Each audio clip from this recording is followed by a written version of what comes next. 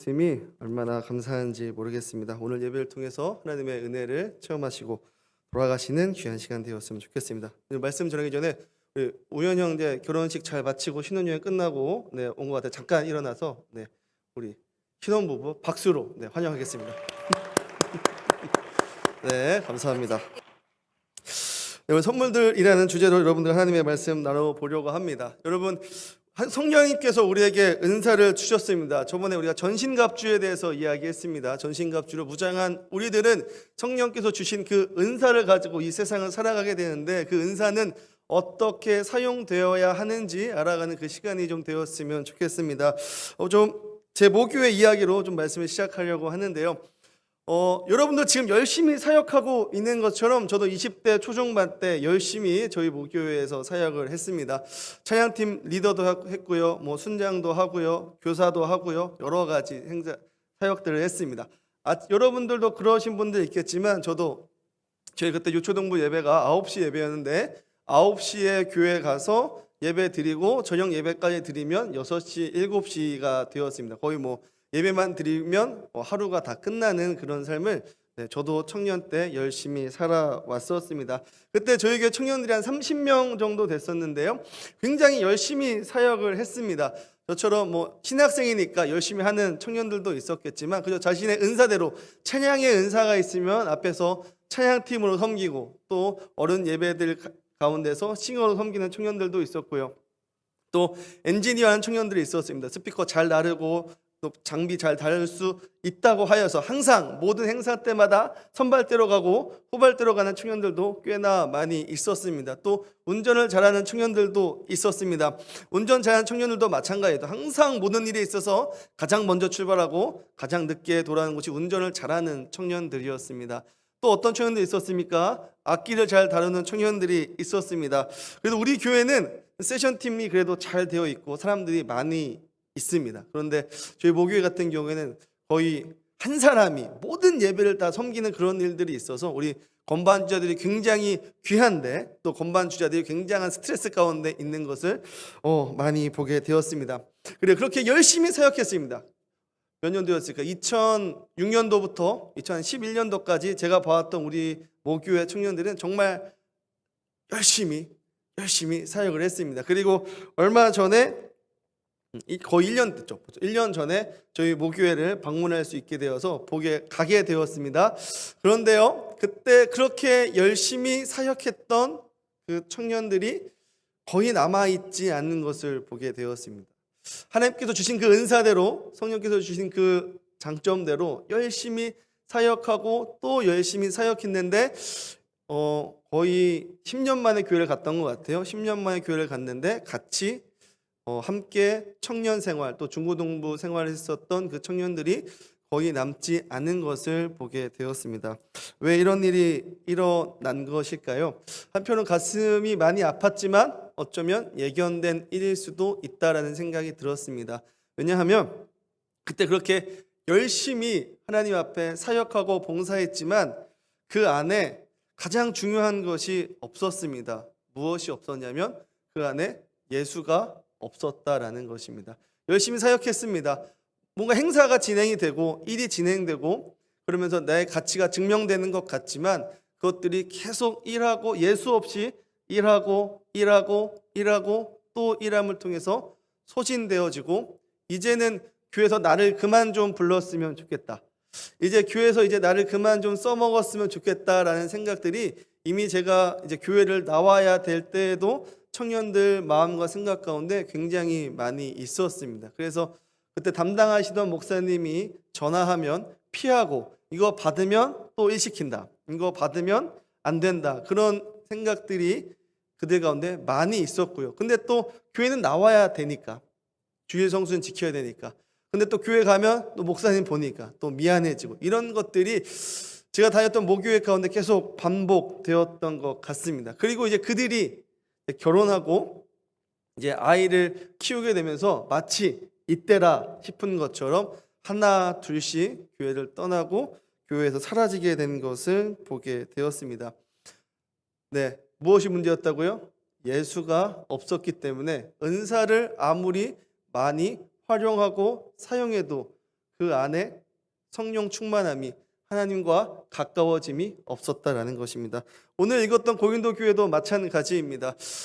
고린도 교회에는 여러분 많이 들어봤지만 항구 도시였습니다. 그리고 굉장히 큰 도시였습니다. 여러 가지 신들, 여러 가지 우상들을 섬기던 곳이 바로 고린도 교회였습니다. 그곳에서 사도 바울이 교회를 세웁니다. 고린도 교회였습니다. 놀랍게도 여러 가지 우상을 섬기던 그 고린도 교회가, 그 고린도 지역에서 교회가 생기자 많은 사람들이 교회로 몰려오게 되었습니다. 순식간에 교회가 커졌습니다. 문제는 무엇이었냐면 그들 가운데 세상에서 섬겼던 그 풍습 그대로, 그 모습 그대로 예배를 드리기 시작하니 그 고린도 교회에서 있었던 그 문화들이 교회 안으로 자연스럽게 들어오기 시작했다라는 것입니다. 그 중에 어떤 문제가 있었냐면은 고린도 교회에 다마스커스라는 신이 있었습니다.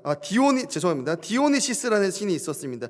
이 디오니시스라는 신을 다른 말로 바꾸면 바카스라는 신이 되는데요. 이 바카스라는 신은 포도주의 신으로 잘 알려져 있습니다. 그래서 이 바카스라는 신을 섬기는 과정에서 술과 여러 가지 황홀경을 경험하는 일들이 있었다라고 합니다. 그 의식이 고린도 교회 가운데로 그대로 들어왔다라고 합니다. 그래서 고린도 교회에서 예배 드릴 때에 방언하고 환상을 보고 이런 일들이 자주 일어났다라고 합니다.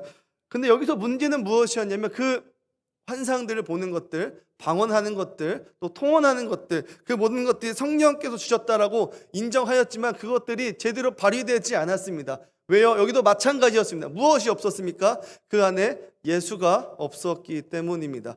예수가 없이 그저 이전에 생활했던 대로 방언하고 환상 보고 그런 일들이 일어나자 어떤 일이 일어났냐면 이것들이 나의 하나의 뭔가 무기가 되었습니다.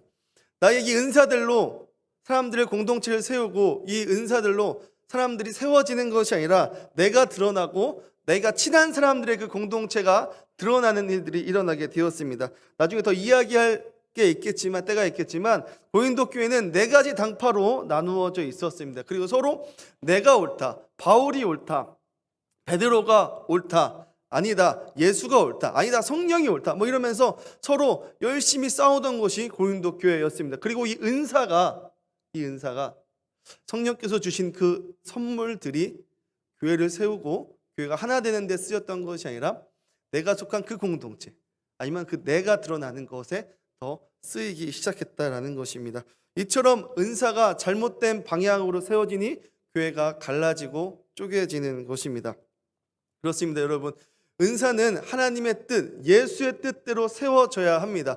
여러분, 예수께서 왜 오셨습니까? 오늘이 대림절 두 번째 주인데요. 여러분, 예수께서는 왜 이 땅 가운데 오셨습니까?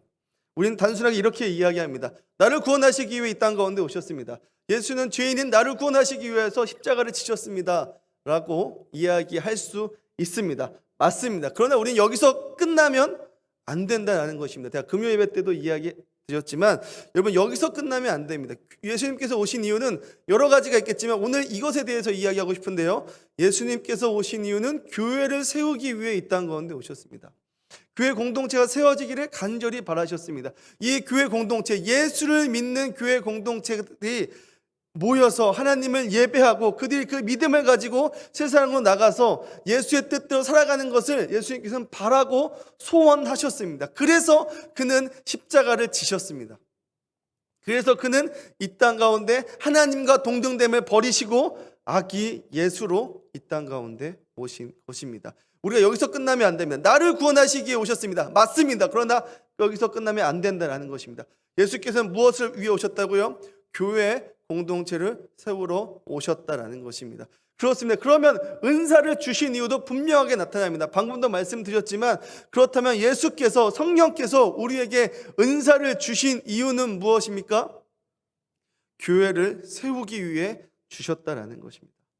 우리가 은사를 사용됨을 통하여서 교회가 세워지고 교회가 아름다워지고 교회 안에 그 공동체성이 굳건해져야 된다라는 것입니다. 그럼 다시 한번 질문 드리겠습니다. 여러분, 교회에서의 가장 작은 단위는 무엇일까요? 교회에서 가장 작은 단위는 어떤 것일까요? 무엇일까요? 바로 여러분들 자신입니다. 여러분들 한 명 한 명이 교회의 가장 작은 구성원이고 가장 작은 단위입니다. 즉 무엇이냐면요, 여러분, 은사를 사용하기 시작할 때에 무엇이 세워져야 되느냐? 교회가 세워져야 됩니다. 그렇다면 무엇부터 세워져야 되느냐? 은사를 사용하는 내가 세워져야 된다는 것입니다. 어디 앞에서? 예수 앞에서 세워져야 된다는 것입니다. 내 신앙이 자라나야 된다는 것입니다. 나의 장점, 내가 하는 이 교회에 있는 모든 일들을 통하여서 나의 신앙이 자라나야 된다는 것입니다. 그러려면 어떻게 해야 될까요? 어떻게 해야 될까요? 여러분, 그냥 아무 생각 없이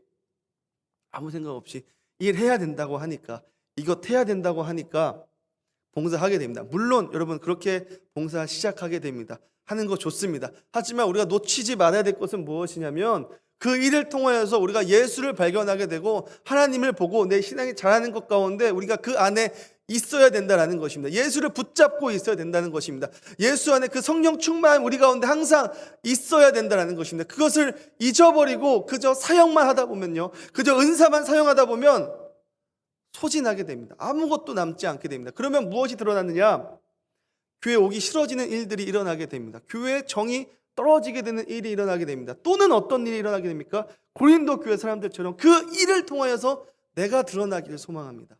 내가 나타나고 내가 드러나는 것에 더 몰두하게 되는 것입니다. 사랑하는 청년 여러분, 그러므로 여러분, 예수에 집중하시길 소망합니다. 내가 열심히 봉사합니다. 열심히 사역합니다. 근데 신앙의 성장이 없는 것 같아요. 열심히 오늘도 찬양하고, 오늘도 여러 봉사하고 방역하고 안내하고 악기로 하나님을 높여드리고 목소리로 하나님을 높여드렸는데 여전히 내 안에 갈급함이 있습니까? 그럼 여러분 어떻게 해야 됩니까? 교역자를 찾아가야죠. 그리고 성경 공부를 하자. 같이 기도회를 하자. 예수를 더 바라보는 데 우리 좀 더 집중하자. 여러분들 입술 가운데, 여러분들 마음 가운데 그런 이야기들이 터져 나와야 합니다. 제가 먼저 우리 성경 공부합시다, 우리 양육합시다, 우리 기도합시다 라고 말하기 전에 여러분들 사역하는 많은 여러분들 입술 가운데에서 목사님 기도합시다, 목사님 말씀 봅시다, 목사님 우리 채워짐이 있어야 됩니다 라고 여러분들 입술 가운데 먼저 터져 나와야 된다는 것입니다. 그리고 사역을 준비하시고 사역을 권유받으시는 많은 청년분들 계실 줄 믿습니다. 여러분들 무엇을 잃어버리면 안 됩니까? 사역 가운데 그 모든 것을 다 빼앗기면 안 됩니다. 우리 안에 있는 그 예수를 지켜나가면서 우리는 사역해야 됩니다. 그 사실을 기억하고 우리는 2021년을 잘 마무리하고 2022년을 준비해야 되는 것입니다. 사랑하는 청년 여러분, 어떻게 사역하고 있습니까? 여러분이 하고 있는 그 많은 사역 가운데 어떻게 예수가 드러나고 있습니까? 혹시 지치셨습니까? 2021년 너무 열심히 사역해서 이제 더 이상은 못하겠다, 더 이상 내가 뭔가 할 수 있는 힘이 없다, 그러신 분들이 있습니까? 여러분, 무엇이 잘못되었을까요? 무엇이 문제였을까요? 혹시 여러분 사역 가운데 예수를 덜 찾은 것은 아닐까요? 너무 사역에만 몰입했던 건 아닐까요? 아니면 또는 하나님을 찾지 않고 세상에서 열심히 세상대로 살아가다가 막상 교회 와서는 사역만 하려고 하니 우리 마음이 계속 메말라 있기에 우리 마음이 지쳤던 것은 아닐까요? 사랑하는 청년 여러분, 예수로 돌아가야 합니다. 예수를 바라봐야 합니다. 예수만이 우리가 교회를 다닐 수 있게 하고 오직 예수만이 우리가 이곳에서 하나님의 일을 할 수 있도록 하실 수 있습니다. 즉 바꿔 말하면 오직 성령 충만할 때만이, 오직 성령이 우리 가운데 가득히 임할 때만이 우리가 사역을 할 때, 하나님의 일을 할 때 더욱더 충만해지는 것을 경험할 수 있게 된다는 것입니다. 그렇게 해야 지치지 않고 사역할 수 있다는 것입니다. 여러분, 저도 마찬가지입니다. 교역자라고 지치지 않는 일이 있겠습니까? 교역자라고 힘들지 않는 일 있겠습니까? 여러분, 저도 굉장히 어렵고 힘들고 아플 때가 있습니다. 사역하면 누구나 그럴 때가 있습니다. 그러나 여러분, 제가 오늘도 여러분들 앞에서 하나님의 말씀을 전할 수 있는 그 이유는 하나님 앞에서 기도했기 때문입니다. 하나님의 말씀을 봤기 때문입니다. 하나님이 내게 주신 그 약속들을 내가 확인했기 때문입니다. 오늘도 성령님이 나와 함께 하신다는 그 확신이 내게 있기 때문에 힘들고 지치고 피곤해도 그래도 여러분들 앞에서 하나님의 일들을 계속할 수 있는 것입니다. 사랑하는 청년 여러분, 성령을 구하십시오. 하나님을 찾으십시오. 여러분들이 하는 그 모든 사역 가운데 성령께서 함께해 주실 것입니다. 제가 계속 말씀드렸죠. 하나님께서 여러분들을 고아와 같이 내버려 두시지 않으신다고요. 성령을 구하십시다. 예수를 찾으십시다. 그렇다면 마지막으로 은사는 무엇입니까? 하나님께 주신 그 선물들은 무엇입니까? 제가 말씀 중에 몇 번 이야기했는데요. 무엇이냐면 바로 장점입니다. 여러분들이 할 수 있는 그 모든 장점들이 여러분들 하나님께서 주신 은사입니다. 오늘 말씀에 여러 가지 은사들이 나와 있습니다. 그러나 그것만이 은사가 아닙니다. 하나님께서는 여러분들에게 온갖 은사를 주셨습니다. 여러분이 할 수 있는 그 모든 장점들이 다 은사가 될 수 있습니다. 그 모든 장점들을 통해서 우리가 해야 하는 일들은 무엇입니까? 무엇이라고요? 교회를 세워가는 것입니다. 여러분이 할 수 있는 그 모든 것들을 통하여서 교회를 아름답게 가꿔 나가는 것입니다. 여러분이 할 수 있는 그 모든 것들을 통하여서, 여러분들이 가진 모든 장점을 통하여서 우리 공동체가 더욱더 하나 되고 더욱더 한 몸 되어서 서로 격려하고 서로 사랑하고 서로 축복하는 공동체가 되어야 하는 것입니다. 또한 여러분들이 갖고 있는 모든 장점을 통하여서 저 세상으로 나아가서 많은 이들에게 하나님의 말씀을 전하고 하나님의 복음을 전하고 예수의 뜻대로 살아감을 통하여서 이 공동체로 인하여서 하나님의 복음이 계속 전파되게 되는 것입니다. 사랑하는 청년 여러분, 교회에서 열심히 봉사하는 청년들 있습니다. 그 장점을 성령을 통해서 활용하시기 바랍니다. 그리고 거기서 끝나는 것이 아니라 여러분이 가진 그 장점들, 그 은사를 통하여서 세상으로 나아가서 그 은사를 통하여 복음 전하고 예수를 전하고 하나님을 전할 수 있는 여러분들이 되었으면 좋겠습니다. 그래서 이번 한 주 은사를 사용하시는 여러분들 되었으면 좋겠습니다. 이번 한 주 여러분의 은사들이 성령 안에서 작동되었으면 좋겠습니다. 이번 한 주 그 은사들을 통해서 많은 이들이 예수를 알게 되고 예수께로 돌아오고 예수를 믿게 되는 놀라운 일들이 일어나기를 주님의 이름으로 소망합니다. 기도하겠습니다.